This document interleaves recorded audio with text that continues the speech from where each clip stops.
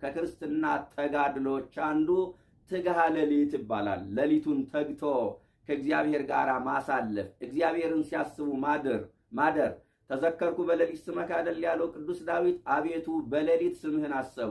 ሰው ሁሉ ኃጢአት በሚያስብበት ሌሊት እግዚአብሔርን ሲያስቡ ማደር ትልቅነት ነው። ክርስቶስ ደግሞ ከቀን ጸሎት ይልቅ የሌሊት ጸሎትን ይወዳል። የተወለደው በእኩለ ሌሊት ነው። የተጠመቀው በእኩለ ሌሊት ነው። የተነሳው በእኩለ ሌሊት ነው። ዓለምንም ለማሳለፍ የሚመጣው በእኩለ ሌሊት ነው።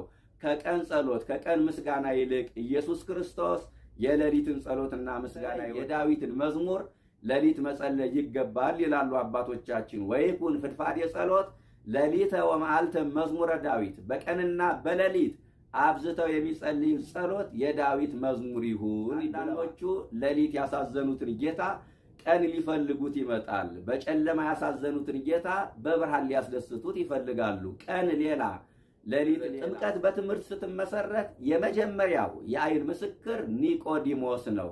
ጥምቀት በተግባር ስትመሰረት ደግሞ የአይን ምስክሩ ዮሐንስ መጥምቅ። በስጋ ያልተወለደ ይህን ዓለም ማየት አይችልም። መንፈሳዊ ልደትም ያላገኘ ያኛውን ዓለም ማየት አይችልም። በስጋ ያልተወለደ በዚህ ዓለም መኖር አይችልም። መንፈሳዊ ልደትም ያልተወለደ በወዲያኛው ዓለም መኖር አይችልም። በስጋ ያልተወለደ ይህንን ዓለም መውረስ አይችልም። መንፈሳዊ ልደት ያላገኘም ያኛውን ዓለም ወርሶ መኖር አይችልም። ማሰር፣ መስቀል ማጥለቅ የሚያሳፍራቸው በሚሰሩበት መስሪያ ቤት ሃይማኖታቸው ምን እንደሆነ ባይታወቅ የሚመርጡ ቤተክርስቲያን መሄዳቸው፣ ገዳም መሳለማቸው ባይሰማባቸው ደስ የሚላቸው ብዙ ኒቆዲሞስን የሚመስሉ ሰዎች አሉ። በፋረቀው ተማሪ ኒቆዲሞስ የቀን መስካሪ ሆነ። ቀን የተማሩት ደቀ መዛሙርት በማታ ተሰወሩ። ማታ የተማረው ኒቆዲሞስ በቀን ተገኘ የተባለ ድንቁርና ነው። ድንቁርናው የኒቆዲሞስ ምንድነው ካላችሁ፣ አምላክ ማለት ሲገባው መምህር ብሎታልና፣ እግዚአብሔር ማለት ሲገባው እግዚአብሔር ያደረበት ብሎታልና ለኒቆዲሞስ ድንቁርና ነበረበት። ወደ ማን እንሄድ? ወደ ክርስቶስ እንሄድ፣ እሱ የሕይወት እንጀራ ነውና። ብንጠማ ወደ ማን እንሄድ? ወደ ክርስቶስ፣ እሱ የሕይወት ውሃ ነውና። ብንወድቅ ወደ ማን እንሄድ? ወደ ክርስቶስ፣ እሱ ትንሣኤያችን ነውና። ብንሰደድ ወደ ማን እንሄድ? ወደ ክርስቶስ፣ እሱ ሀገራችን ነውና። ዳኛ ቢያደላብን፣ ፍርድ ቢጓደልብን ወደ የት እንሄድ? ወደ ክርስቶስ፣ እሱ እውነተኛ ዳኛ ነውና።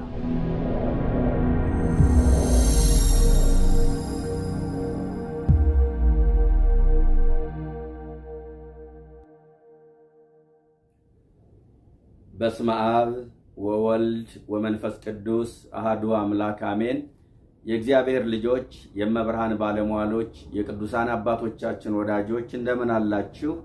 ሰላም እግዚአብሔር ከሁላችን ጋር ይሁን። በሌሊት ወደ ኢየሱስ በሚል ኃይለ ቃል ለተወሰኑ ደቂቃዎች እንነጋገራለን። በቅዳሴው ክፍለ ጊዜ ከሚነበብልን የወንጌል ክፍል መካከል የተወሰደ ኃይለ ቃል ነው። የዮሐንስ ወንጌል ምዕራፍ 3 ከቁጥር 1 ጀምሮ ሲነበብ ቅዳሴ ላይ ትሰሙታላችሁ። በነገራችን ላይ የዮሐንስ ወንጌል ምዕራፍ 3 ለመጀመሪያ ጊዜ የሰማነው የወንጌል ክፍል ነው። ይሄ ማለት ምን ማለት መሰላችሁ? ወንዶች በ40 ቀናችን ሴቶች በ80 ቀናችሁ ክርስትና ስንነሳ ሥርዓተ ጥምቀት ሲፈጸምልን የተነበበልን ወንጌል ይሄ ወንጌል ነው። እኛም ለመጀመሪያ ጊዜ የሰማነው ይሄ ቅዱስ ቃል ነውና ትልቅ ክፍለ ምዕራፍ ነው። አሁንም ለተወሰኑ ደቂቃዎች በዚህ ክፍለ ምዕራፍ እንነጋገራለን።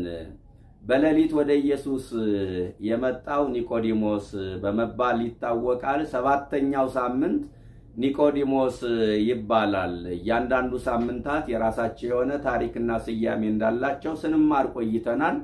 7ኛው ሳምንት ኒቆዲሞስ ይባላል። ሳምንቱ ስያሜውን ያገኘው ኒቆዲሞስ በሚባል ግለሰብ ነው። እንዲህ ይላል ሲጀምር፣ ወሃሎ ሃዱ ብእሲም ፈሪሳውያን ዘስሙ ኒቆዲሞስ መላኮሙ ለአይሁድ ይላል። ከፈሪሳውያን ወገን የአይሁድ አለቃ ስሙ ኒቆዲሞስ የሚባል አንድ ሰው ነበረ ይላል። ከፈሪሳውያን ወገን ነው። ነገር ግን ከፈሪሳውያን የተለየ አመለካከት ነበረው። ኒቆዲሞስ የአይሁድ አለቃ ነው። አለቅነቱ በ3 መንገድ ነው። አንደኛው በመምህርነት፣ ሁለተኛው በሀብት፣ ሶስተኛው ደግሞ በስልጣን ወይም በሹመት ነው። ኒቆዲሞስ ምሁረ ኦሪት ነው። 46ቱን ብሉያት ጠንቅቆ የተማረ ነው። እንደገና ኒቆዲሞስ ባለ ሀብት ነው። ሌላው ደግሞ ኒቆዲሞስ የአይሁድ የሸንጎ አባል ነው። የሸንጎ አባል ብቻ ሳይሆን ውሳኔ ሰጭም አካል ነው። ታዲያ በሌሊት ወደ ኢየሱስ ይመጣ ነበረ ይላል። ምን አስመጣው ቢባል ጥያቄ ስለነበረው። ጥያቄማ ባይኖረው በሌሊት ምን አስመጣው? ሀብቱ፣ ዕውቀቱ፣ ስልጣኑ ጥያቄውን ሊመልስለት አልቻለም። ክርስቲያኖች የቱንም ያህል የተደላደለ ሕይወት ብንመራ፣ አልጋ በአልጋ የሆነ ኑሮ ብንኖር፣ በየትኛውም የስልጣን እርከን ላይ ብንቀመጥ፣ በየትኛውም የሀብት ማማ ላይ ብንወጣ፣ አዋቂዎች ብንሆን፣ ሀብታችን፣ ዕውቀታችን ጥያቄያችን ሊመልስልን አይችልም። ክርስቲያኖች ሀብታችን፣ ዕውቀታችን፣ ስልጣናችን ጥያቄያችን ሊመልስልን አይችልም። በስልጣናቸው፣ በሀብታቸው፣ በገንዘባቸው ማረፍ ያልቻሉ ሰዎች ወደ ክርስቶስ ሲመጡ ግን ያርፋሉ። ኢየሱስ ክርስቶስ ለጥያቄያችን መልስ ነው። ኢየሱስ ክርስቶስ ወደር የማይገኝለት መፍትሄ ነው። ኒቆዲሞስ ባለስልጣን ነው። ነገር ግን በሌሊት ወደ ክርስቶስ መጣ። ብዙ ባለስልጣኖች ሌሊት ወደ የት ነው የሚሄዱት? እንኳን በሌሊት ወደ ክርስቶስ ሊመጡ ይቅርና ወገኖቼ በቀን እንኳን መምጣት አይፈልጉም። አንዳንዶቹ በኑሮ፣ በሀብት፣ በኢኮኖሚ፣ በስልጣን ከፍ ሲሉ ከክርስቶስ ይለያሉ። ይሄ በጣም የሚያሳዝን ነገር ነው ወገኖቼ። ብዙ ባለስልጣኖች ወደ ክርስቶስ የመምጣት ፍላጎታቸውና ዝንባሌያቸው ይቀንሳል። ፖለቲከኛ ሲሆኑ ቤተ ክርስቲያኒቱን መጥላት ይጀምራሉ። ትናንትና ጥሩ ኦርቶዶክሳዊ የነበረ ሰው ፖለቲከኛ ሲሆን ቤተ ክርስቲያኗን ይሸሻታል። ትናንትና ተሳልሞ ለመሄድ እንኳን ይከብደዋል። አያችሁ፣ ሌሎቹ ስልጣን ሲይዙ መገለጥ ይጀምራሉ። የኞቹ ደግሞ ስልጣን ሲይዙ መደበቅ ይጀምራሉ። አያችሁ፣ ይህ በጣም የሚያሳዝን ነገር ነው። ለቤተ ክርስቲያኒቱ አፍ፣ ለኦርቶዶክስ መልስ ይሆናሉ ተብሎ ሲጠበቅ አንዳንዶቹ ጥግ ይይዛሉ። ብዙ ባለስልጣናት በተለያየ የመንግስት የኃላፊነት ቦታ ሲቀመጡ፣ የምክር ቤት አባል ሲሆኑ፣ ፖለቲከኞች ሲሆኑ፣ ሀገር ሲመሩ ከክርስቶስ ይለያሉ። ኒቆዲሞስ ግን ባለስልጣን ነው። በሌሊት ወደ ኢየሱስ መጣ ይላል። የአንዳንዶቹ እንደ ቅዱስ ዳዊት የገባቸውና የታደሉት ደግሞ ወደ እግዚአብሔር ቤት እንሂድ ባሉ ጊዜ ደስ አለኝ፣ ወደ እግዚአብሔር ቤት ሲመጡ ይደሰታሉ። ኒቆዲሞስ ስልጣናቸው ጣዖት ለሆነባቸው ምሳሌ ሊሆናቸው በሌሊት ወደ ኢየሱስ መጣ። ሁለተኛው ኒቆዲሞስ ባለሀብት ነው። ብዙ ባለሀብት ነው ኒቆዲሞስ። በሌሊት ግን ወደ ክርስቶስ መጣ። ብዙ ባለሀብቶች ወደ ክርስቶስ መምጣት አይፈልጉም። እንዲያው በአበይት በዓላት በንግስ ካልሆነ በስተቀር እንደዚሁ በዘወትር ቁጭ ብሎ ጉባኤ መካፈል፣ ወንጌል መማር ለብዙዎች አይሳካላቸውም። እንዲያው ከሆነም የጉባኤውን ወጪ እኛ እንሸፍናለን ሊሉ ይችላሉ። መሸፈኑ መልካም ነው፣ ግን ጊዜያቸውን ለእግዚአብሔር መስጠት አለባቸው። ብዙዎቹ ገንዘባቸውን እንጂ ጊዜያቸውን ለእግዚአብሔር መስጠት አይፈልጉም። እግዚአብሔር ግን ከገንዘባችን በላይ ጊዜያችንን እንድንሰጠው ይፈልጋል። የጊዜ አስራት የሚባል ነገር አለ። ባለሀብቶች በሥርዓተ አምልኮ መሳተፍ አለባቸው። ምዕመናን ሱታፍ የሚባል ነገር አለ። በቅዳሴው፣ በወንጌሉ፣ በቁርባኑ መሳተፍ መቻል አለባቸው። መስጠት ብቻ የሚያጸድቅ የሚመስላቸው ብዙ ሰዎች አሉ። ግን በእያንዳንዱ ሥርዓተ አምልኮ ባለሀብቶች መሳተፍ መቻል አለባቸው። ኒቆዲሞስ ለሀብታሞች ምሳሌ ሊሆናቸው በሌሊት ወደ ክርስቶስ መጣ። ኒቆዲሞስ ምሁር ነው። ወደ ክርስቶስ መጣ። ብዙ ምሁራን በተለይ በዓለሙ ዕውቀት እየጨመሩ ሲሄዱ ሃይማኖተኛ መሆን እንደ ኋላ ቀርነትን ይቆጥሩታል። ሃይማኖት የኋላ ቀሮች የሚመስላቸው ሰዎች አሉ። ጉባኤ ላይ ቁጭ ብለው ወንጌል መማር፣ ጉባኤ መካፈል እንደ ውርደት አድርገው ይቆጥሩታል።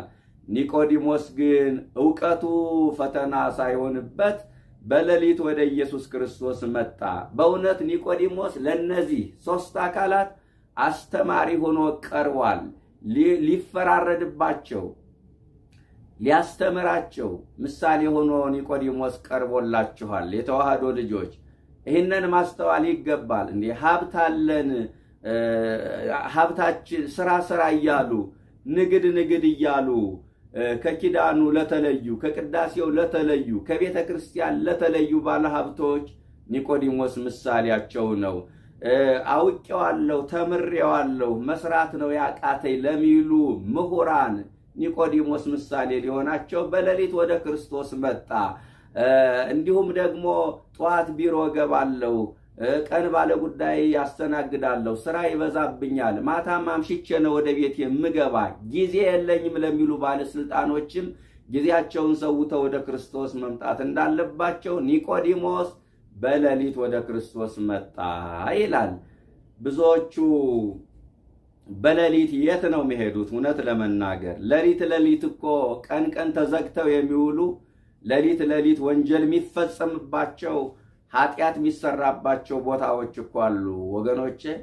ብዙዎቹ ሌሊት ሲሰርቁ፣ ሲቀሙ፣ ሲያመነዝሩ፣ የማይገባ ሥራ ሲሰሩ ያድራሉ። ያልታደሉት ሌሊቱን የዝሙት ሌሊት፣ የዳንኪራ ሌሊት፣ የኃጢአት ሌሊት አድርገውት ያድራሉ። እግዚአብሔር ያደላቸው ደግሞ ሌሊቱን የበረከት ሌሊት፣ የምስጋና ሌሊት፣ የጸሎት ሌሊት አድርገውት ያድራሉ። ከክርስትና ተጋድሎች አንዱ ትግሃ ሌሊት ይባላል። ሌሊቱን ተግቶ ከእግዚአብሔር ጋር ማሳለፍ፣ እግዚአብሔርን ሲያስቡ ማደር። ተዘከርኩ በሌሊት ስመከ አይደል ያለው ቅዱስ ዳዊት። አቤቱ በሌሊት ስምህን አሰቡ። ሰው ሁሉ ኃጢአት በሚያስብበት ሌሊት እግዚአብሔርን ሲያስቡ ማደር ትልቅነት ነው ክርስቲያኖች። ኢየሱስ ክርስቶስ ደግሞ ከቀን ጸሎት ይልቅ የሌሊት ጸሎትን ይወዳል። የተወለደው በኩለ ሌሊት ነው። የተጠመቀው በኩለ ሌሊት ነው። የተነሳው በኩለ ሌሊት ነው። ዓለምንም ለማሳለፍ የሚመጣው በኩለ ሌሊት ነው። ከቀን ጸሎት ከቀን ምስጋና ይልቅ ኢየሱስ ክርስቶስ የሌሊትን ጸሎትና ምስጋና ይወዳል። በተለይ የዳዊትን መዝሙር ሌሊት መጸለይ ይገባል ይላሉ አባቶቻችን። ወይኩን ፍድፋድ የጸሎት ሌሊተ ወመዓልተ መዝሙረ ዳዊት። በቀንና በሌሊት አብዝተው የሚጸልዩ ጸሎት የዳዊት መዝሙር ይሁን ብለዋል። ለምን? ዳዊት ቀን ሀገር ሲመራ፣ ሕዝብ ሲያስተዳድር፣ ሲፈርድ፣ ሲተች ይውላል። ማታ ግን የሰራውን ኃጢአት አስታውሶ በደሉን አስታውሶ እያለቀሰ ያድራልና ሌሊት የዳዊትን ጸሎት መጸለይ ይገባል ይላሉ። እውነት ነው። አድነኒ እግዚኦም ብሲኩይ። የዳዊትን መዝሙር የሚጸልይ ሰው ክፉ ሰው አይገጥመውም። አድነኒ እግዚኦም ብሲኩይ፣ አቤቱ ከክፉ ሰው አድነኝ ብሎ የጸለየ ሰው እንዴት ክፉ ሰው ይገጥመዋል? ኢትሰደኒ በመንፈቅ ዓመትየ፣ በዕድሜ እኩሌታ አትውሰደኝ ብሎ የጸለየ ሰው እንዴት ያለ ዘመኑ ይሞታል?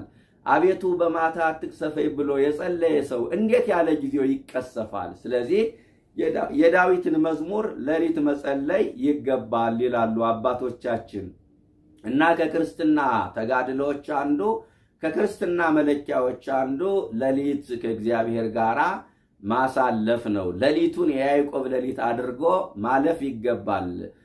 አንዳንድ ጊዜ የያዕቆብ ሌሊት ይሁንልህ እንላለን። ያለ ምክንያት አይደለም። በኦሪት ዘፍጥረት ምዕራፍ 28 ከቁጥር 12 ጀምሮ እንደተጻፈው ያዕቆብ ከወንድሙ ከኤሳው ተጣልቶ ወደ ሶርያ ሲሄድ መንገድ ላይ ጊዜው መሸበት፣ ድንጋይ ተንተርሶ ተኛ።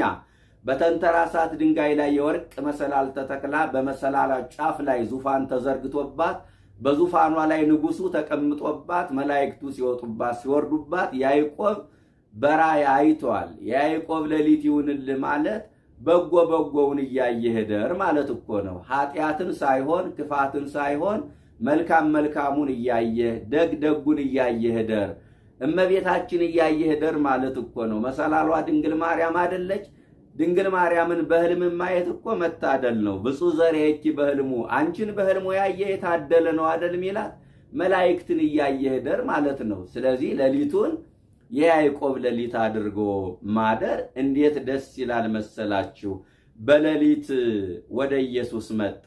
በቀንም በሌሊትም እርሱን መፈለግ ይገባል ክርስቲያኖች። አንዳንዶቹ ሌሊት ያሳዘኑትን ጌታ ቀን ሊፈልጉት ይመጣል። በጨለማ ያሳዘኑትን ጌታ በብርሃን ሊያስደስቱት ይፈልጋሉ። ቀን ሌላ፣ ሌሊት ሌላ። ቀን ሰይጣን መልአክ፣ ማታ ደግሞ ሰይጣን የሚሆኑ ሰዎች አሉ። ነገር ግን ቀንም ሌሊትም የእርሱ ነውና በቀንም በሌሊት እርሱን ልንፈልግ ወደ እርሱ ልንመጣ ይገባል። ኒቆዲሞስ የሚያስተምረን ይህንን ነው። በእውነት በሌሊት ወደ ክርስቶስ መምጣት የመጀመሪያው ሰዓታት ቋሚ እኮ ኒቆዲሞስ ነው፣ የተዋህዶ ልጆች። ስለዚህ ማህሌት ስትቆሙ እናንተ ኒቆዲሞሶች ናችሁ። ሰዓታቱን ስትቆሙ እናንተ ኒቆዲሞሶች ናችሁ። ሌሊት ለሰዓታት፣ ሌሊት ለመሐሌት፣ ማለዳ ለኪዳን ከመጣችሁ እናንተ ኒቆዲሞስን ትመስላላችሁ። ኒቆዲሞሶች ናችሁ። ይህንን መረዳት ይገባል የተዋህዶ ልጆች። ስለዚህ በሌሊት ወደ ኢየሱስ ክርስቶስ ኒቆዲሞስ መጣና እንዲህ አለ፣ መምህር፣ እግዚአብሔር ከእሱ ጋር ካልሆነ በቀር አንተ የምታደርጋቸው እነዚህን ታምራቶች ማድረግ የሚችል የለም አለ። ይገርማል። እዚህ ላይ የሚያሳየን ነገር ምን እንደሆነ ታውቃላችሁ? ኒቆዲሞስ እግዚአብሔር በሰዎች ላይ አድሮ ስራ እንደሚሰራ አምኗል። በሰዎች ላይ ታምራትን እንደሚያደርግ፣ ምልክት እንደሚያሳይ፣ ክብሩን እንደሚገልጥ፣ ድንቅ ነገርን እንደሚያደርግ አምኗል ማለት ነው። እግዚአብሔር ከእሱ ጋር ከሆነ በቀር አለ አንተ የምታደርጋቸው እነዚህን ምልክቶችና ታምራቶች ማድረግ ይችላል አለ። ዛሬ ከኒቆዲሞስ ያነሱ ሰዎች እንዳሉ ታውቃላችሁ። እግዚአብሔር በቅዱሳኑ በኩል ሥራ ይሰራል ስንላቸው መርዶ የነገሯቸውን ያህል ይደነግጣሉ። ለማመን ሜዳው ገደል የሚሆንባቸው ዛራቸው የሚነሳባቸው ብዙ ሰዎች አሉ። መንክር እግዚአብሔር በላይ ለቅዱሳኑ፣ እግዚአብሔር በቅዱሳኑ በኩል ድንቅ ነው ስንላቸው የሚከነክናቸው ብዙ ሰዎች አሉ። ኒቆዲሞስ ግን ትናንት ባሉ አባቶች፣ ዛሬም ባሉ አባቶች፣ እስከ ዓለም ፍጻሜ በሚነሱ እውነተኛ አባቶች ሥራ እንደሚሠራ ምስክርነትን ሰጥቷል፣ አምኗል። ሁለተኛው ኒቆዲሞስ ምን አለ? መምህር ሆይ አለ፣ ከእግዚአብሔር ተልከህ እንደመጣ እናውቃለን አለ። አሁንም ኒቆዲሞስ መምህራንን እግዚአብሔር እንደሚልክ አምኗል ማለት ነው። አያችሁ፣ መምህር ሆይ ከእግዚአብሔር ተልከህ መምህር ሆነህ ተልከህ እንደመጣህ እናውቃለን አለ።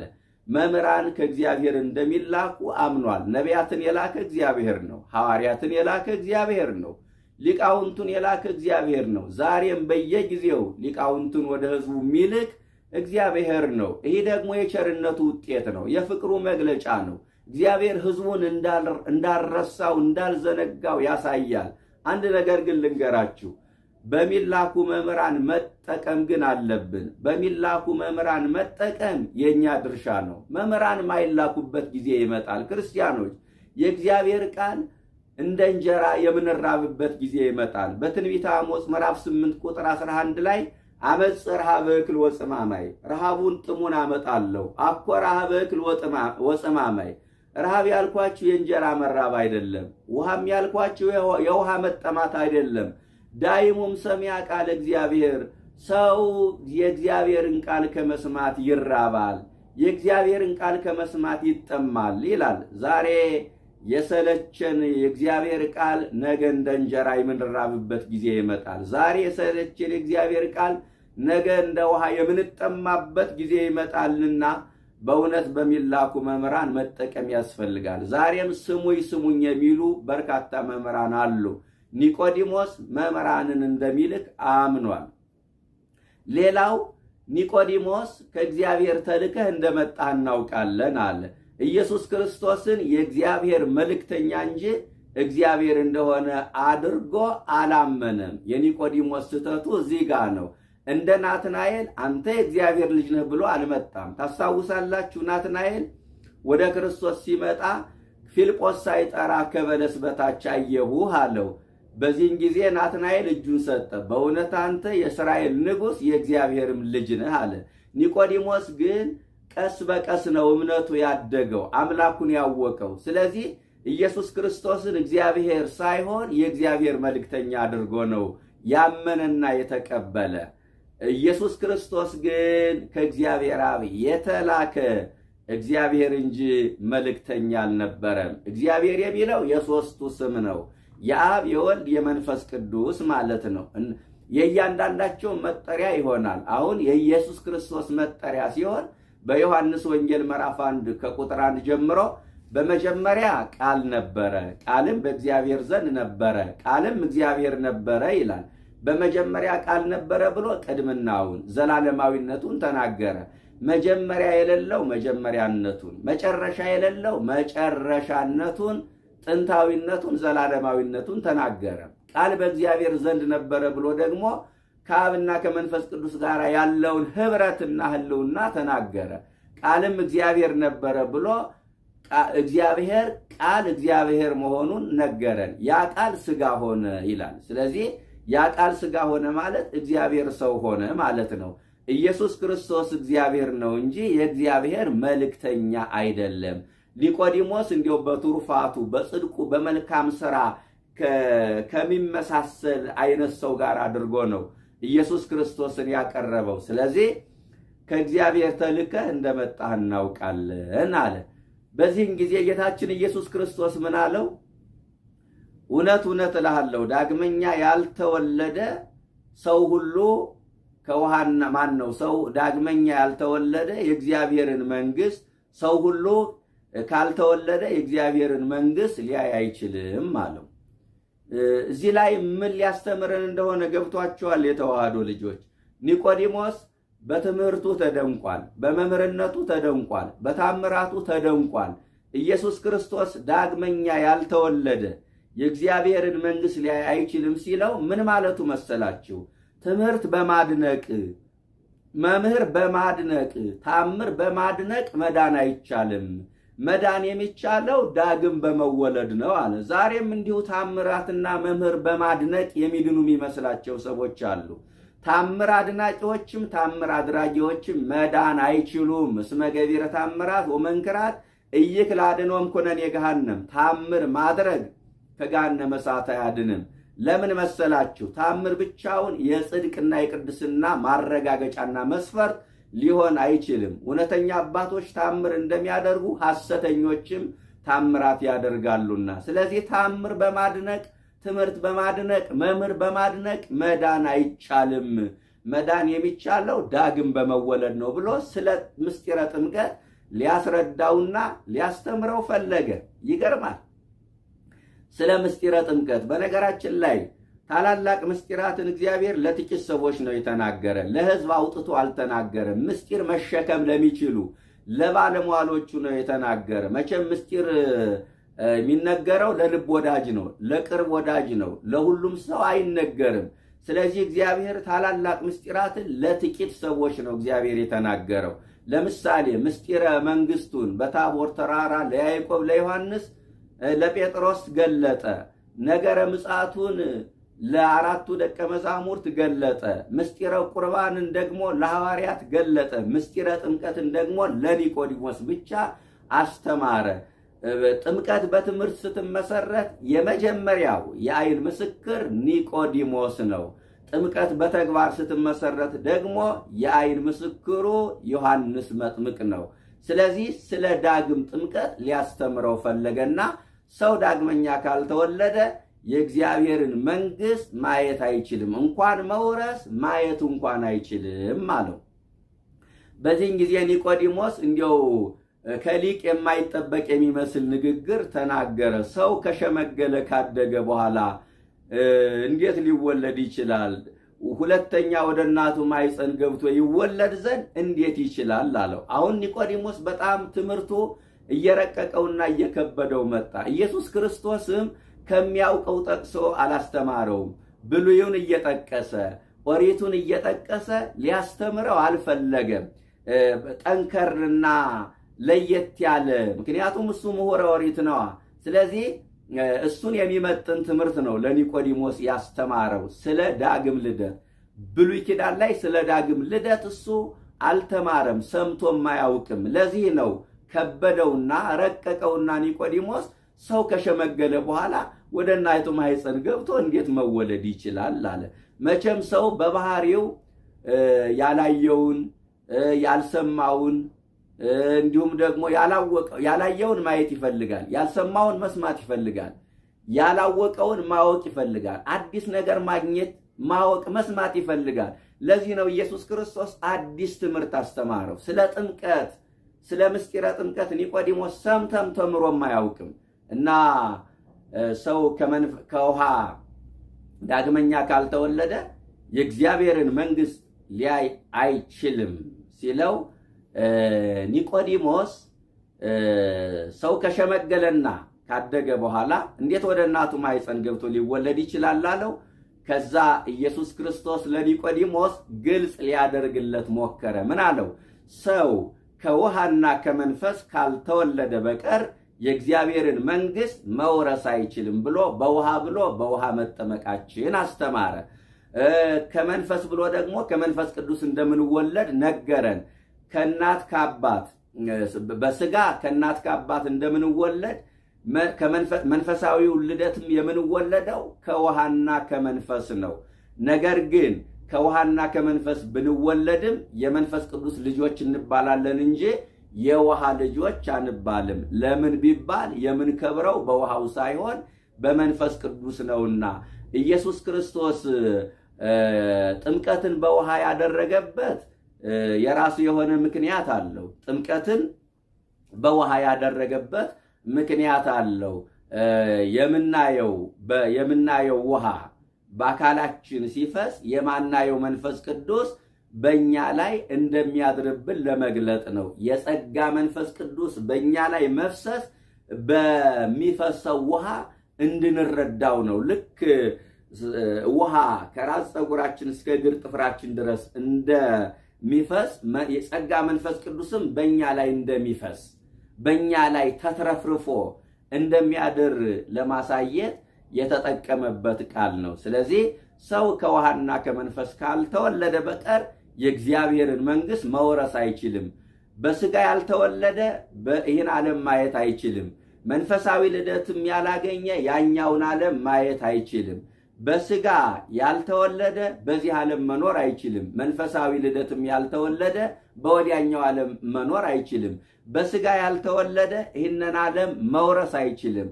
መንፈሳዊ ልደት ያላገኘም ያኛውን ዓለም ወርሶ መኖር አይችልም። ከእናት ከአባት ስንወለድ የወላጆቻችን መልክ ይዘን እንወለዳለን። ከእግዚአብሔር ስንወለድ ደግሞ የእግዚአብሔርን መልክ ይዘን እንወለዳለን። ስጋዊ ልደት ስጋዊ መልክን ያጎናጽፋል። መንፈሳዊ ልደት መንፈሳዊ መልክን ያጎናጽፋል። ከስጋ የተወለደ ስጋ ነው አለቀጠለና፣ ከመንፈስ የተወለደ ደግሞ ስጋ ነው። ከስጋ የተወለደ ስጋ ነው። ኑሮው ስጋዊ ከሆነ አስተሳሰቡ ስጋዊ ነው ማለት ነው። የሚያስበው ስለ ስጋ ነው። የሚያስበው ስለ ምድር ነው። የሚያስበው ስለ ትዳሩ ነው። የሚያስበው ስለ ልጆቹ ብቻ ነው። የሚያስበው ስለ ቁስ ነው። የሚያስበው ኃላፊና ጠፊ ስለሆነው ስለዚህ ዓለም ነገር ነው አለ። ከመንፈስ የተወለደ ደግሞ መንፈስ ነው። ኑሮው መንፈሳዊ ከሆነ አስተሳሰቡ መንፈሳዊ ነው። የሚያስበው ስለ ጌታ ነው። የሚያስበው ስለ ነፍሱ ነው። የሚያስበው ስለ ዘላለማዊ ሕይወት ነው። የሚያስበው መንግስቱን ስለ መውረሱ ነው። ይህን ስላልኩ ግን አለ ዳግመኛ ትወለዳላችሁ ስላልኩ ግን አታድንቅ አለው። የምነግርህ ነገር አስደናቂ ሳይሆን አስፈላጊ ነው አለው። ይገርማል። ጌታ ኢየሱስ ክርስቶስ ለኒቆዲሞስ ያስተማረው ትምህርት አስደናቂ አይደለም፣ አስፈላጊ ነው። የሚያስደንቅ ነገር ለጊዜው ያስደስተን ይሆናል፣ ያረካን ይሆናል፣ ተመልሶ ግን እንረሳዋለን። አስፈላጊው ነገር ግን ካላገኘነው እረፍት አናገኝም። ስለዚህ ለኒቆዲሞስ አስደናቂ ነገር ሳይሆን አስፈላጊ ነገር ነው ያስተማረው ማለት ነው። ከዛ ምሳሌ ያመጣለት ወገኖቼ፣ ነፋስ የመንፈስ ቅዱስ ልደት ከነፋስ ጋር እያነጻጸረ ሊነግረውና ሊያስተምረው ፈለገ። ነፋስ ድምፁን ትሰማለህ፣ ነገር ግን ወዴት እንደሚሄድ ከወዴት እንደመጣ አታውቅም። ከመንፈስ ቅዱስ የሚወለዱትም ልደት እንደዚህ ነው አለ። እውነት ነው። ነፋስን አናየውም፣ ድምፁን እንሰማለን። ዛፉን ሲያንቀሳቅስ ቅጠሉን ሲያረግፍ እናውቃለን። ማረጋገጥ የምንችለው ነፋስን በህልውናው ነው። መንፈስ ቅዱስንም ደግሞ ማረጋገጥ የምንችለው በህልውናው ነው። ትንቢት ሲያናግር፣ ሱባኤ ትንቢት ሲያናግር፣ ምስጢር ሲያስተረጉም፣ አጋንንትን ሲያወጣ፣ የታመሙትን ሲፈውስ እናውቀዋለን እንጂ መንፈስ ቅዱስን ማየት አንችልም። በሚሰጠን ሰላም፣ በሚሰጠን መረጋጋት፣ በሚሰጠን ፍቅር፣ በምናፈራው የመንፈስ ቅዱስ ፍሬ ነው መንፈስ ቅዱስን በእኛ ህይወት መኖሩን ማረጋገጥ የምንችለው። ነፋስ ወዴት እንደሚሄድ ከወዴት እንደሚመጣ አናውቅም። ነፋስ ወዴት እንደሚሄድ ከወዴት እንደሚመጣ አናውቅም ነፋስን የተዋህዶ ልጆች። ይህንን ማስተዋል መቻል አለብን። መንፈስ ቅዱስም ደግሞ ባህሪው አይመረመርም፣ ህልውናው አይታወቅም፣ በቦታም አይወሰንም ለማለት ነው። ከዛ ኒቆዲሞስ ይህ እንዴት ሊሆን ይችላል አለው። ከዛ ኢየሱስ ክርስቶስ አንተ የእስራኤል መምህር ስትሆን ይህንን አታውቅም ማለት ነውን አለው። እንግዲህ ወንጌሉን በዚህ መልኩ ካየን ሌሊት ወደ ኢየሱስ የሚለውን እስቲ ጥቂት ሐሳብ እናንሳ። የተዋህዶ ልጆች ሌሊት ወደ ኢየሱስ ሌሊት ያስመጣው ኒቆዲሞስን ምንድን ነው? የሥራ መደራረብ ነው? የቀን ሩጫ መብዛት ነው? አይደለም። መጀመሪያ በጎ ጎኑን እንይ። ኒቆዲሞስ ሌሊት ያስመጣው የሌሊት ልቦና ክት ነው፣ የተሰበሰበ ነው። ህሊናችን የሚያባክኑ ልቦናችን የሚያባክኑ ብዙ ነገሮች አሉ። አንደኛ ዓይናችን፣ ሁለተኛ ጆሮአችን፣ ሶስተኛ አፋችን፣ አራተኛ እጃችን፣ አምስተኛ እግራችን። እነዚህ ሁሉ ልባችን የሚያባክኑ ናቸው የተዋህዶ ልጆች። ነገር ግን ሌሊት ስንጸልይ ይህ ሁሉ የተሰበሰበ ነው ማለት ነው። ዓይናችን የሚያየው ነገር የለም፣ ጆሮአችን የሚሰማው ነገር የለም፣ እግራችን የትም ቦታ አይሄድም፣ እጃችንም ያነሳው ነገር የለም፣ አፋችንም ያወራው ነገር የለም። በተሰበሰበ ልብ መጸለይ እግዚአብሔርን ማግኘት እንደሚገባ ኒቆዲሞስ በሌሊት ወደ ክርስቶስ መጣ። ሁለተኛው ሌሊት ያስመጣው ሌሊት ዋጋ መክፈልን ይጠይቃል። ድካምን ቀን ማነው የእረፍት ጊዜን ትቶ ጨለማን አቋርጦ እንቅልፍን አቋርጦ ድካምን ቀንሶ በሌሊት ወደ ክርስቶስ መምጣት ዋጋ መክፈልን ይጠይቃል። ማን በሌሊት እንቅልፉን አቋርጦ ወደ ቤተ ክርስቲያን ይሄዳል? ብዙዎቻችን የምንፈተነው በዚህ አይደል እንዴ? ኒቆዲሞስ ግን በሌሊት ወደ ኢየሱስ ክርስቶስ መጣ፣ ዋጋ ከፈለ። ወደ ክርስቶስ ለመምጣት ዋጋ መክፈል ያስፈልጋል። ዘንበለ መከራ ኢይትረከብ ጸጋ፣ ያለ ፈተና ጸጋ የለም፣ ያለ ፈተና በረከት የለም። የተዋህዶ ልጆች ሌሊት ያስመጣው ይሄ ነው በጎ ጎኑ። ደካማ የሚመስለው ነገር ግን አይሁድን መፍራቱ ነው። እመቦ ዘአምነ በክርስቶስ ይሰደድ ምኩራብ፣ በክርስቶስ ያመነ ቢኖር ከምኩራብ ይባረር፣ ከማህበራዊ ኑሮ ይገደል፣ ቤቱ ይፍረስ ይቃጠል፣ ንብረቱ ይውደም ይታሰር፣ ከስልጣኑ ይውረድ የሚል አዋጅ ነበረ። የዮሐንስ ወንጌል ምዕራፍ 9 ቁጥር 22 ላይ ተመዝግቦ የምናገኘው ኃይለ ቃል ነው። እና ኒቆዲሞስ ስልጣኑን ላለማጣት፣ ከበሬታውን ላለማጣት፣ ብልጥግናውን ላለማጣት በሌሊት ወደ ኢየሱስ ክርስቶስ መምጣትን ፈለገ። በመፍራቱ ብቻ ግን አይደለም ክርስቲያኖች፣ በማፈሩም ጭምር ነው። ለምን መሰላችሁ? ቀን ላይ ብዙ ሕዝብ በተሰበሰበበት በቀን ከክርስቶስ እግር ስር ቁጭ ብሎ መማር ኒቆዲሞስን ከክብሩ ዝቅ የሚያደርገው ከልልናው የሚያዋረደው መስሎ ነው የታየው። ስለዚህ ሌሊት ያስመጣው የክብር ጉዳይ ነው ማለት ነው። የፕሮቶኮል ጉዳይ ነው። ጉዳዩ ክብሩን የሚነካ መስሎ ስለታየው በሌሊት ወደ ኢየሱስ ክርስቶስ መጣ። የክርስቶስ ተከታይ መሆን አልፈለገም። ደቀ መዝሙር መሆን አልፈለገም። ቀን ከክርስቶስ ጋር ሰዎች እንዲያዩት አልፈለገም። ለምን መሰላችሁ? በዛን ዘመን ከክርስቶስ ጋር መታየት የሚያስንቅ እንጂ የሚያስከብር አልነበረም። ለምን? ኒቆዲሞስ ባለ ሀብት ነው፣ ክርስቶስ ደግሞ ድሃ ነው። በእርሱ ድህነት እናንተ ባለጠጎች ትሆኑ ዘንድ ስለ እናንተ ድሃ ሆነ ይላል። ኒቆዲሞስ ባለስልጣን ነው፣ የሸንጎ አባል ነው። ኢየሱስ ክርስቶስ ደግሞ የሸንጎ አባል አይደለም በአይሁድ አስተሳሰብ። እንዲሁም ኒቆዲሞስ ምሁረ ኦሪት ነው። በአይሁድ ትምህርት ቤት ገብቶ ተምሯል። ኢየሱስ ክርስቶስ ደግሞ በአይሁድ ትምህርት ቤት ገብቶ አልተማረም። ስለዚህ ከክርስቶስ ጋር መዋል የሚያስንቅ እንጂ የሚያስከብር ስላልነበረ በክርስቶስ አፍሮበት ሌሊት ወደሱ እየመጣ ይማር ነበረ ማለት ነው። ስለዚህ በክርስቶስ አፈረበት። እባካችሁ የተዋህዶ ልጆች በክርስቶስ አትፈሩ። በክርስትናችሁ እንዳታፍሩ፣ በሃይማኖታችሁ እንዳታፍሩ። ወደ ክርስቲያናዊ ሕይወት የሚመጣ ሰው የመጀመሪያው ፈተና ይህ ነው። በክርስትናው ያፍራል። ክርስትናው እንዲታወቅበት አይፈልግም። ክርስትናቸው እንዲታወቅባቸው የማይፈልጉ ኒቆዲሞስን የሚመስሉ ሰዎች ዛሬም አሉ።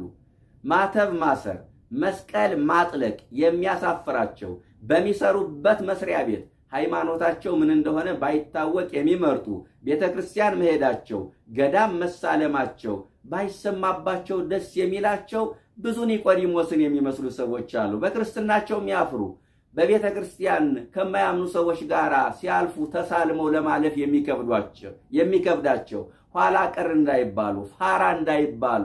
ይህ የወጣኒ ክርስቲያን ጠባይ ነው። በሃይማኖት ከማይመስሏቸው ሰዎች ጋር ሲያልፉ የሚያውቁት ካህን ካዩ አይተው እንዳላዩ፣ መስቀል ላለመሳለም እኮ ነው፣ አይተው እንዳላዩ ገሸሽ የሚሉ ሰዎች አሉ።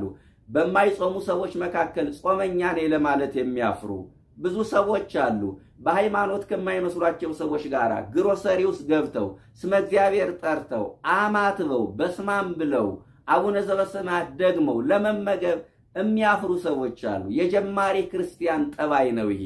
ኒቆዲሞስም በአምላኩ አፈረ። አያችሁ፣ በማተባችሁ አትፈሩ። አንዳንድ የራት ግብዣ ላይ ታስታውሱ ከሆነ ከልብስሽ ጋር ማቻ ያደርግም ስትባል ማተቧን ፈታ መስቀሏን አውልቃ የምትሄዳለች። በማተቧ አፍራ ማለት ነው። አንዳንድ የሰርግ ስፍራ ላይ ፕሮቶኮል ያበላሻል እየተባለ ሚዜዎቹና ሙሽሮቹ አንገታቸው ላይ የመስቀል ምልክት አይታይም። ክርስቶስ ጋብቻቸውን በሚባርክበት ዕለት መስቀል አውልቆ ማተብ ፈቶ ምን የሚሉት ክርስትና ነው? በማተባችሁ አትፈሩ፣ በመስቀላችሁ አትፈሩ፣ መስቀሉን አታውልቁ፣ ማተቡን አትፍቱ። መስቀሉን ስታወልቁ ራሳችሁን ለሰይጣን እንዳስማረካችሁ ወቁ። መሳሪያውን የጣለ ይማረካል። መሳሪያውን የጣለ በጠላት ቁጥጥር ስር ይወድቃል። ዲያብሎስ ሊማርከን ይመጣል። መስቀሉ ተንጠልጥሎ ሲያየው ይህስ በክርስቶስ ፍቅር ተይዟል ብሎ ካጠገባችን እንደ ጉንበን ነው ይጠፋል። በአንገታችን ያለችው ትንሿ መስቀል ዲያብሎስን የማባረር አቅም አላት። ይህ ዘመን ደግሞ በክርስትናችን፣ በማተባችን፣ በመስቀላችን ዋጋ የምንከፍልበት ዘመን ነው። ጀግኖቹ ለማተባቸው ሲሉ ተሰውተዋል፣ ሰማዕትነትን ተቀብለዋል። እኛ በማተባችን ምናፍር ከሆነ፣ በክርስትናችን ምናፍር ከሆነ የሰማዕታቱ አጽም ይፋረደናል። በቅንጦት ጊዜ ያላወለቁትን በመከራ ጊዜ ያልበጠሱትን ማተብ እኛ በቅንጦት ጊዜ የምናወልቀው ከሆነ በእውነት ነውር ነው። የሰማዕታቱ አጽም እንዳልኳችሁ ይፋረደናል። ኒቆዲሞስ በክርስቶስ አፈረ። ማፈሩ ብቻ አይደለም፣ ክርስትና የሚያመጣበትንም ተግዳሮት ዋጋ ለመክፈል ፈራ። አሁን ብዙዎቻችን ችግራችን ይህ ነው። ክርስትናችን እንፈልገዋለን፣ እንወደዋለን። በክርስትና ምክንያት የሚመጣ መከራ ግን ቅንጣት እንዲነካን አንፈልግም። አንድ ነገር እናስተውል። ክርስቲያን ነኝ ብለን ራሳችን ስንጠይቀው አብረን መጠየቅ ያለብን ነገር አለ። ዋጋ ለመክፈልስ ዝግጁ ነኝ ወይ ብሎ ማሰብ ይገባል። እንዴ ቅዱስ ጳውሎስ በፊልጵስዩስ 1:29 ላይ ስለ ስሙ መከራ ልትቀበሉ እንጂ ልታምኑ ብቻ አይደለም ይላል። ወንዶች በ40 ቀናችን፣ ሴቶች በ80 ቀናችሁ ሀብተ ወልድና ስመ ክርስትና ስንቀበል ከሥላሴ ጋር ውል የተፈራረምነው መከራ ለመቀበል ጭምር ነው። ክርስቲያን ተብሎ ለመጠራትና ለመኖር ብቻ አይደለም። ስለዚህ በክርስትናችን ምክንያት ያጣነው ነገር ከሌለ፣ የተውነው ነገር ከሌለ፣ የተጎዳነው ነገር ከሌለ ከሌሎች በምን እንለያለን? ዋጋ አልከፈልንም ማለት ነው ክርስቲያኖች። ስለዚህ ለክርስትናችን ዋጋ ልንከፍል ይገባል፣ ልናፍር አይገባም። ኒቆዲሞስ አፈረ።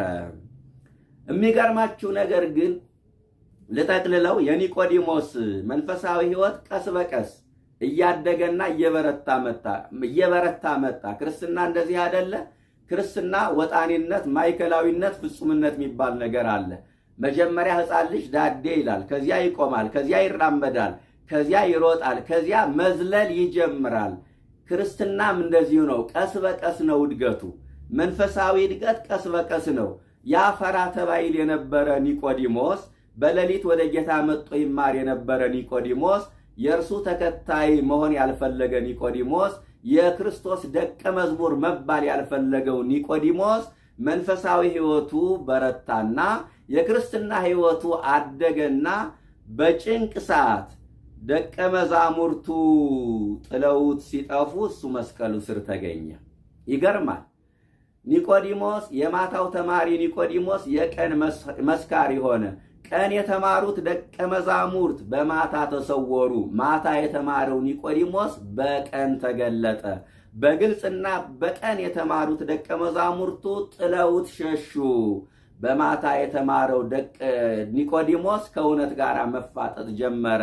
አያችሁ፣ ከጲላጦስ ተካሶ ስጋውን ከመስቀል አውርዶ ከአርማትያሱ ከዮሴፍ ጋር ገንዞ በክብር መቃብር ላይ አሳረፈው። አያችሁ፣ ከምኩራብ ያባረሩኛል ብሎ የፈራው ኒቆዲሞስ በክርስቶስ ሞት ቤተክርስቲያን እንደምትቀጥል አውቆ በድፍረት ክርስትናውን መሰከረ። አሁን እኛ በየትኛው የክርስትና ደረጃ ነው ያለ? ሕይወታችን ሲፈተሽ ኒቆዲሞስ አያችሁ፣ ፈራ ተባይል የነበረ ኒቆዲሞስ ክርስትናው አደገና በድፍረት በጭንቅ ሰዓት መስቀሉ ስር ተገኘ። እኛ በየትኛው የክርስትና ደረጃ ነው ያለ ነው? በየትኛው መንፈሳዊ ሕይወት ላይ ነው ያለ ነው? በእውነት ክርስትናችን ቢፈተሽ እንዲያው በክርስትናቸው ከሚያፍሩት ወገን ነን ወይስ በክርስትናቸው ከማያፍሩት ወገን ነን? በክርስትናቸው ዋጋ ከሚከፍሉት ወገን ነን ወይስ ዋጋ ከማይከፍሉት ወገን ነን? ክርስትናቸውን ከሚገልጡት ወገን ነን ወይስ ክርስትናቸውን ከሚደብቁት ወገን ነን? በክርስትናቸው ከሚፈሩት ወገን ነን ወይስ ከማይፈሩት ወገን ነን? ከሚያፍሩት ወገን ነን ወይስ ከማያፍሩት ወገን ነን? ራሳችን መፈተሽ መቻል አለብን። እኔ የቱ ጋር ነው ያለሁት ማለት ይገባል። ሌሊት ወደ ኢየሱስ ሌሊት የሚለውን ቅዱስ ቄርሎስ ድንቁርና ነው ብሎ ይተረጉመዋል። ቅዱስ ቄርሎስ ሌሊት የተባለ ድንቁርና ነው ይላል። የተዋህዶ ልጆች ሌሊት የተባለ ድንቁርና ነው። ድንቁርናው የኒቆዲሞስ ምንድነው ካላችሁ፣ አምላክ ማለት ሲገባው መምህር ብሎታልና፣ እግዚአብሔር ማለት ሲገባው እግዚአብሔር ያደረበት ብሎታልና ለኒቆዲሞስ ድንቁርና ነበረበት ይለዋል። ሁለተኛ ሌሊት የተባለ ኃጢአት ነው፣ የተሰወረ ኃጢአት ነበረበትና። ሶስተኛ ሌሊት የተባለ ክደት ነው፣ እግዚአብሔር መሆኑን ኒቆዲሞስ አላመነምና። በሌሊት ወደ ኢየሱስ ክርስቶስ ማለት ታዲያ ምን ማለት መሰላችሁ? ድንቁርና ያጠቃው ሰው ቢኖር፣ ኃጢአት ያሸነፈው ሰው ቢኖር፣ ክደት ያሸነፈው ሰው ቢኖር ወደ ማን ይምጣ? ወደ ክርስቶስ ይምጣ ማለት ነው። እሱ ዕውቀት ነውና፣ እሱ ኑፋቄን የሚያርቅ ነውና፣ እሱ ኃጢአትን የሚያስወግድ ነውና ወደ ክርስቶስ ይምጣ። ይሄ ብቻ አይደለም የተዋህዶ ልጆች፣ አንዳንድ ጊዜ ሕይወት ለኛም ሌሊት ትሆንብናለች አይደል? የሰው ሕይወቱ ብርቱ ሰልፍ ነው ተብሎ እንደተጻፈው አንዳንድ ጊዜ ሕይወት ሌሊት ትሆንብናለች እና ሕይወት ሌሊት የሆነችበት ሰው ወደ ማን ይምጣ? ወደ ክርስቶስ ይምጣ። በኃጢአት በበደል በርኩሰት ሕይወታችን ጨለማ የሆነብን ሰዎች እንኖራለን። በኃጢአት ሕይወቱ ጨለማ የሆነበት ሰው፣ በኃጢአት ሕይወት ሌሊት የሆነችበት ሰው ወደ ማን ይምጣ? ወደ ክርስቶስ ይምጣ። እርሱ ብርሃን ነውና። ብንራብ ወደ ማን እንሄድ? ወደ ክርስቶስ እንሄድ። እሱ የሕይወት እንጀራ ነውና። ብንጠማ ወደ ማን እንሄድ? ወደ ክርስቶስ። እሱ የሕይወት ውሃ ነውና። ብንወድቅ ወደ ማን እንሄድ? ወደ ክርስቶስ። እሱ ትንሣኤያችን ነውና። ብንሰደድ ወደ ማን እንሄድ? ወደ ክርስቶስ። እሱ ሀገራችን ነውና። ዳኛ ቢያደላብን፣ ፍርድ ቢጓደልብን ወደ የት እንሄድ? ወደ ክርስቶስ። እሱ እውነተኛ ዳኛ ነውና። ብንራቆት ወደ የት እንሄድ? ወደ ክርስቶስ። እሱ ልብሳችን ነውና። ብንረበሽ ወደ የት እንሄድ? ወደ ክርስቶስ። እሱ መጽናኛችን ነውና። የተዋህዶ ልጆች፣ ስለዚህ ተለውጬ ነው ምመጣ፣ ስለወጥ ነው ምጸልየው፣ ስለወጥ ነው ምጾመው፣ ስለወጥ ነው ምቆርበው አትበሉ። ግድ የለም ከነ ኃጢአታችሁ ወደ ክርስቶስ ኑ። ገብታችሁ ነው የምትለወጡት። እያመነዘርኩ እያጨስኩ እየቃምኩ እንዴት ወደ እግዚአብሔር ቀርባለሁ ብለው ተስፋ ቆርጠው የቀሩ ብዙ ሰዎች አሉ። ገብተን ነው የምንለወጠው። አንድ ትልቅ አባት ምን አሉ? በጣም የሚገርም ቃል ነው። አፈር ወደ ቤተ ክርስቲያን ከመግባቱ በፊት አፈር ነው፣ ወደ ቤተ ክርስቲያን ሲገባ እምነት ይሆናል። ጸበል ወደ ቤተ ክርስቲያን ከመግባቱ በፊት ውሃ ነው፣ ወደ ቤተ ክርስቲያን ሲገባ ግን ጸበል ይሆናል። ቤተ ክርስቲያን አፈሩን ወደ እምነት፣ ውሃውን ወደ ጸበል የምትለውጥበት ኃይል አላት። አያችሁ፣ ገብተን ነው የምንለወጠው ወደ ቤተ ክርስቲያን። ቤተ ክርስቲያን ኃጢአተኛውን ጻድቅ፣ ሴሰኛውን ድንግል፣ ሌባውን መጽዋች የምታደርግበት ምስጢርና የምትለውጥበት ኃይል አላትና ተስፋ ቆርጣችሁ ከክርስቶስ አትለዩ፣ ወደ ክርስቶስ ኑ እያልኳችሁ ነው። እንግዲህ ኒቆዲሞስ ሌሊት ፈልጎ አምላኩን እንዳገኘ እኛም በቀንም በሌሊትም እርሱን ፈልገን እንድናገኘው ቸርነቱ ይርዳን። ይህ ብቻ አይደለም። ኒቆዲሞስ ቀስ በቀስ በሰማው ቃል አድጎ በጭንቅ ሰዓት በዕለተ ዓርብ መስቀሉ ስር እንደተገኘና እውነትን እንደመሰከረ ሁሉ እኛም በሰማነው የእግዚአብሔር ቃል ቀስ በቀስ አድገን በክርስትናችን ቀስ በቀስ አድገን ለክርስትናችን ዋጋ እንድንከፍል ለክርስትናችን እንድንመሰክር መድኃኔዓለም በቸርነቱ ይርዳን። የኒቆዲሞስን ሌሊት የባረከ ጌታ ሌሊቱን የበረከት ሌሊት፣ የሰላም ሌሊት፣ የጸሎት ሌሊት እንዲያደርግልን ቅዱስና መልካም ፈቃዱ ይሁንልን። ንስሐ ገብተን ሥጋውን በልተን ክቡር ደሙን ጠጥተን የአባቶቻችን ከተማ የቅዱሳንን ርስት እንድንወርስ ቸርነቱ ይርዳን። ወስብሐት ለእግዚአብሔር።